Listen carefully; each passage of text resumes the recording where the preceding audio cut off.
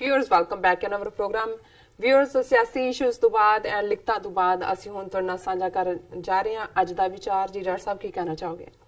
ਦੇਖੋ, ਅਸੀਂ opening segment 'ਚ ਇੰਟਰਨੈਸ਼ਨਲ ਵਿਮਨ ਡੇ ਦਾ ਜ਼ਿਕਰ ਕੀਤਾ ਜੀ। ਅੱਜ ਦੁਨੀਆ ਭਰ ਦੇ ਵਿੱਚ ਇਸ ਮੁੱਦੇ ਦੇ ਉੱਤੇ ਵਿਚਾਰ ਚਰਚਾ ਹੋ ਰਹੀ ਹੈ।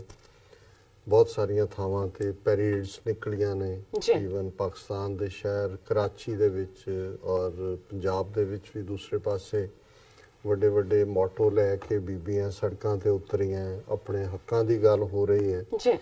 ਔਰ ਦਿੱਲੀ ਦੇ ਵਿੱਚ ਜੰਤਰ ਮੰਤਰ ਰੋਡ ਤੇ ਬੀਬੀਆਂ ਨੇ ਹਾਈਲਾਈਟ ਕੀਤਾ ਹੈ ਕਿ ਵੀ ਇੱਥੇ ਸਾਡੀ ਜ਼ਿੰਦਗੀ ਸੇਫ ਨਹੀਂ ਹੈ। ਜਿਹੜੀਆਂ ਬੱਸਾਂ 'ਚ ਰੋਜ਼ਾਨਾ ਸਫ਼ਰ ਕਰਨ ਵਾਲੀਆਂ ਨੇ, ਦੂਸਰਾ ਕਿਸ ਕਿਸਮ ਦਾ ਦਿੱਲੀ ਤਾਂ ਵੈਸੇ ਹੀ rape capital of the world ਹੈ ਜੀ, ਲੇਕਿਨ ਦੁਨੀਆ ਦੇ ਵਿੱਚ ਇਹਦੇ ਬਾਵਜੂਦ 21ਵੀਂ ਸਦੀ ਔਰ ਇਨਸਾਨੀ ਹੱਕਾਂ ਦੀ ਗੱਲ ਔਰ ਦੂਸਰਾ ਹੁੰਦਾ ਹੈ।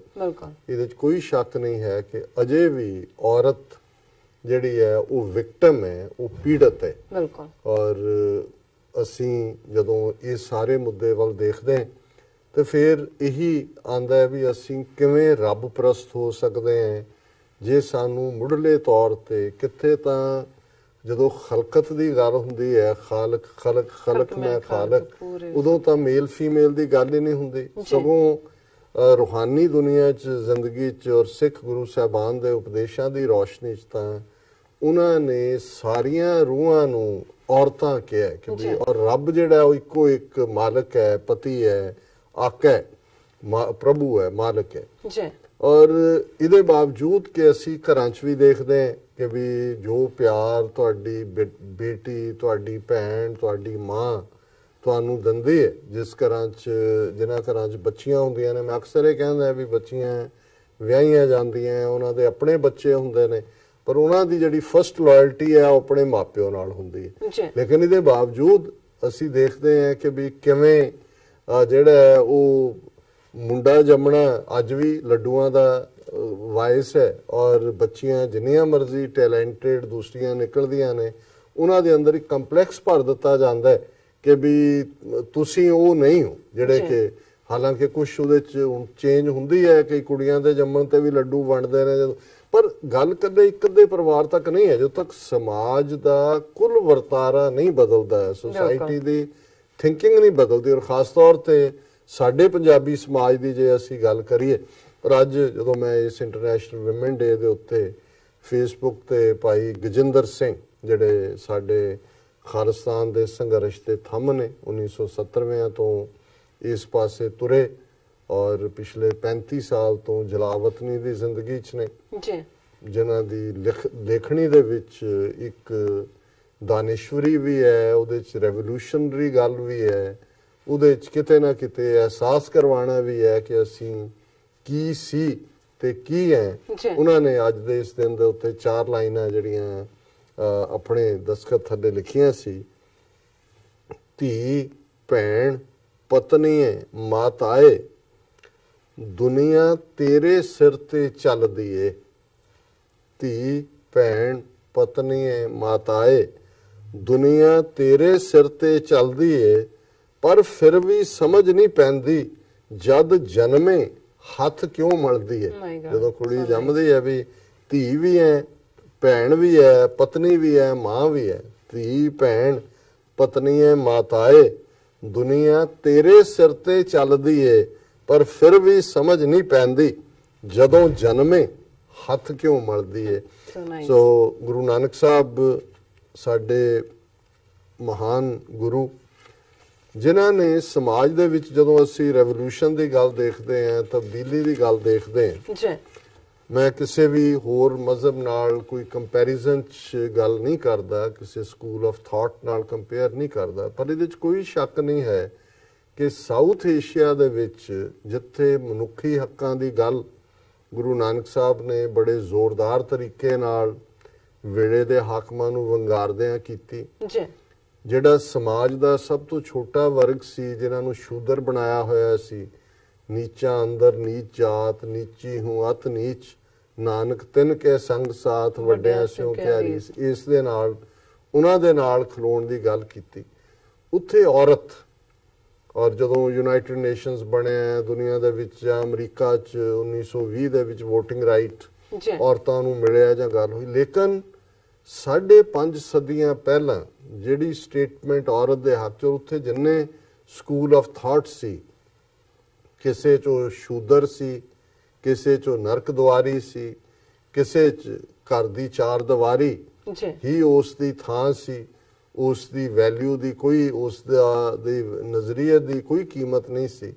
ਤੇ ਗੁਰੂ ਨਾਨਕ ਸਾਹਿਬ ਨੇ ਔਰ ਈਵਨ ਉਸ ਦੇ ਲਈ ਪੁਰਾਤਨ ਪੰਜਾਬੀ 'ਚ ਉਸ ਖਿੱਤੇ ਦੇ ਵਿੱਚ ਸ਼ਬਦ ਵੀ ਭੰਡ ਇਸਤੇਮਾਲ ਕੀਤਾ ਜਾਂਦਾ ਸੀ।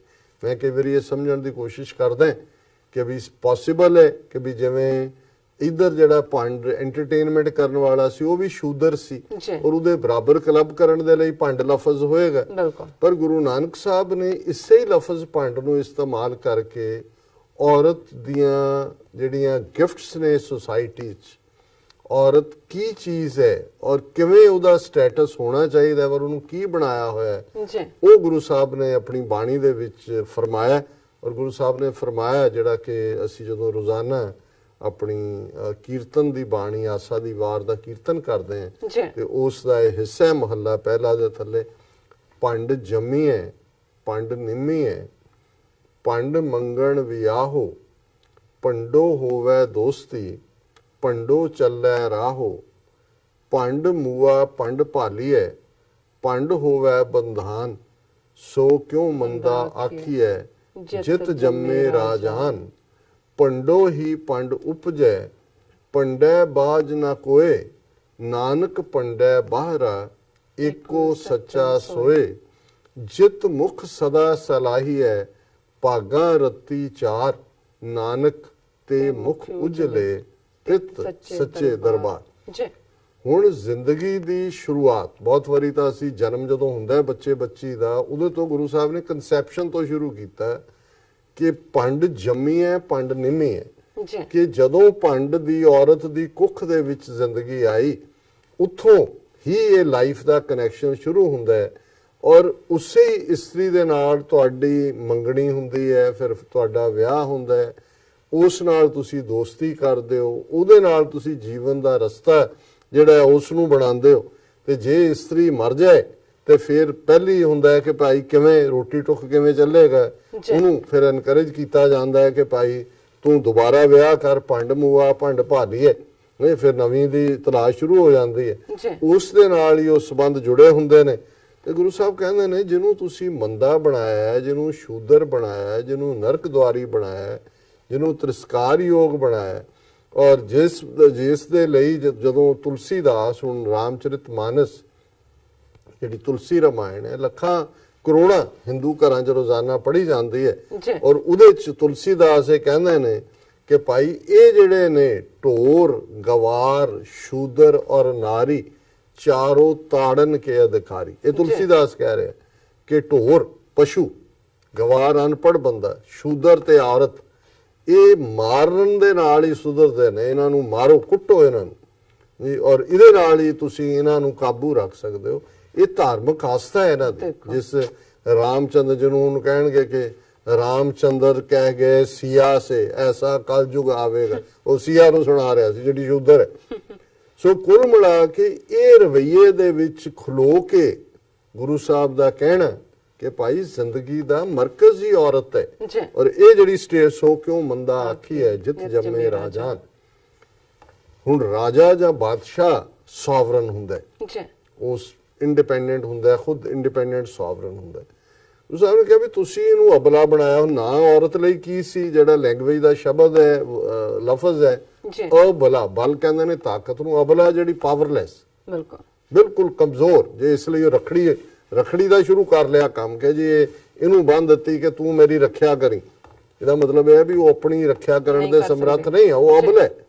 ਲੇਕਿਨ ਇੱਥੇ ਉਹ ਰੈਵੋਲੂਸ਼ਨ ਗੁਰੂ ਨਾਨਕ ਸਾਹਿਬ ਨੇ ਦਿੱਤਾ, ਇਹਨਾਂ ਦੇ ਥਾਟ ਨੇ ਕਿ ਵੀ ਜਿਹਨੂੰ ਤੁਸੀਂ ਅਬਲਾ ਕਹਿੰਦੇ ਹੋ, ਜਿਹਨੂੰ ਤੁਸੀਂ ਮਾੜਾ ਕਹਿੰਦੇ ਹੋ, ਇੱਕ ਮਾੜੇ ਦੀ ਕੁੱਖ ਚੋਂ ਚੰਗਾ ਕਿਵੇਂ ਜਨਮ ਲੈ ਸਕਦਾ, ਅਬਲਾ ਦੀ ਕੁੱਖ ਚੋਂ ਸੋਵਰਨ ਕਿੰਗ ਕਿਵੇਂ ਪੈਦਾ ਹੋ ਸਕਦਾ, ਤੇ ਜੇ ਪੈਦਾ ਹੁੰਦਾ ਫਿਰ ਉਹ ਅਬਲਾ ਨਹੀਂ ਹੈ, ਉਹ ਵੀ ਉਸੇ ਤਰ੍ਹਾਂ ਹੀ ਸੋਵਰਨ ਹੈ। ਔਰ ਇਹੀ ਰੈਵੋਲੂਸ਼ਨ ਦੀ ਜਿਹੜੀ ਬਿਗਨਿੰਗ ਗੁਰੂ ਨਾਨਕ ਸਾਹਿਬ ਨੇ ਕੀਤੀ। ਫਿਰ ਅਸੀਂ ਦੇਖਦੇ ਹਾਂ ਕਿ ਦੂਸਰੇ ਪਾਤਸ਼ਾਹ ਨੇ ਉਹਨਾਂ ਦੇ ਮਹਿਲ ਮਾਤਾ ਖੀਵੀ ਜੀ ਸਾਰਾ ਲੰਗਰ ਦੌਲਤ ਵੰਡੀ ਹੈ, ਰਸ ਅੰਮ੍ਰਿਤ ਖੀਰ ਘਿਆਲੀ ਜੀ। ਗੁਰੂ ਅਮਰਦਾਸ ਜੀ ਨੇ ਪ੍ਰਚਾਰਕ ਬਣਾਇਆ, ਉਹਨਾਂ ਨੂੰ ਮਿਸ਼ਨਰੀ ਬਣਾਇਆ, ਮੰਜੀਆਂ ਬਖਸ਼ੀਆਂ ਤੇ 10ਵੇਂ ਪਾਤਸ਼ਾਹ ਤੱਕ ਪਹੁੰਚਦੇ ਆ। ਫਿਰ 5 ਕਕਾਰ ਜਿਨ੍ਹਾਂ ਦੇ ਵਿੱਚ ਕਿਰਪਾਨ ਹੈ ਜੀ, ਸਿੰਘਣੀ ਬਣਾ ਦਿੱਤਾ ਕਿ ਇਹ ਮੇਰੀਆਂ ਸ਼ੇਰਨੀਆਂ ਨੇ, ਇਹ ਮੇਰੀ ਕੌਰ, ਮੇਰੀ ਸ਼ਹਿਜ਼ਾਦੀਆਂ ਨੇ, ਔਰ ਇਹ ਅਬਲਾ ਨਹੀਂ ਹੈ, ਇਹਦੇ ਗਾਤਰੇ ਕਿਰਪਾਨ ਹੈ। ਜਿਹਦੇ ਕੋਲ ਕਿਰਪਾਨ ਹੈ, ਹਥਿਆਰ ਹੈ, ਉਹ ਅਬਲਾ ਤੇ ਨਹੀਂ ਹੈ। ਤੇ ਗੁਰੂ ਸਾਹਿਬ ਨੇ ਫਰਮਾਇਆ ਭੰਡੋ ਹੀ ਭੰਡ ਉਪਜੈ, ਭੰਡੈ ਬਾਝ ਨਾ ਕੋਏ, ਨਾਨਕ ਭੰਡੈ ਬਾਹਰਾ ਇੱਕੋ ਸੱਚਾ।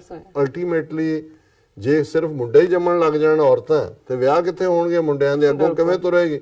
ਕਿ ਜਿਹੜੀ ਗੱਲ ਵੀ ਕ੍ਰੀਏਸ਼ਨ ਦੀ ਅੱਗੋਂ ਤੁਰਦੀ ਹੈ ਉਹ ਉਸ ਦੇ ਨਾਲ ਹੀ ਤੁਰਦੀ ਹੈ। ਔਰ ਜੇ ਇੱਕੋ ਰੱਬ ਹੈ ਜਿਹੜਾ ਔਰਤ ਦੀ ਕੁੱਖ 'ਚ ਨਹੀਂ ਆਂਦਾ, ਇਹਦਾ ਮਤਲਬ ਹੈ ਕਿ ਔਰਤ ਦਾ ਰੁਤਬਾ ਨੈਕਸਟ ਟੂ ਗੋਡ ਹੈ। ਔਰ ਕਨਕਲੂਡ ਕੀਤਾ ਕਿ ਜਿਤ ਮੁਖ ਸਦਾ ਸਲਾਈ ਹੈ, ਭਾਗਾ ਰੱਤੀ ਚਾਰ।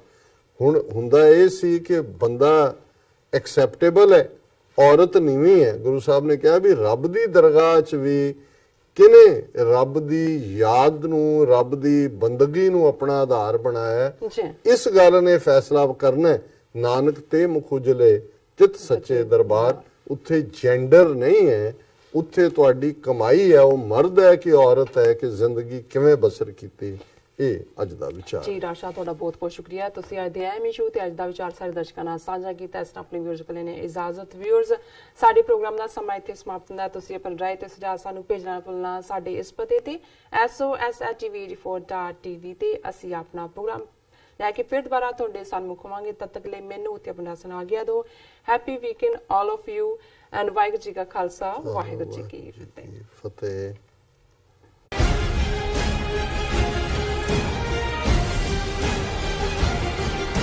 ਕੀ ਤੁਸੀਂ ਆਪਣੇ ਟੈਕਸਿਸ ਨੂੰ ਲੈ ਕੇ ਚਿੰਤਤ ਹੋ? ਤੁਸੀਂ ਆਪਣੀ ਕਮਾਈ ਲਈ ਮਿਹਨਤ ਕਰਦੇ ਹੋ, ਭਾਵੇਂ ਤੁਸੀਂ ਨੌਕਰੀ ਵਿੱਚ ਹੋਵੋ ਜਾਂ ਆਪਣਾ ਬਿਜ਼ਨਸ ਚਲਾਉਂਦੇ ਹੋ। ਜਦੋਂ ਟੈਕਸ ਭਰਨ ਦਾ ਸਮਾਂ ਆਉਂਦਾ ਤਾਂ ਤੁਹਾਨੂੰ ਇੱਕ ਭਰੋਸੇਯੋਗ ਟੈਕਸ ਅਕਾਊਂਟੈਂਟ ਦੀ ਲੋੜ ਹੈ ਜੋ ਟੈਕਸ ਬੈਲੈਂਸ ਦਾ ਤੁਹਾਡੇ ਪੱਖ ਵਿੱਚ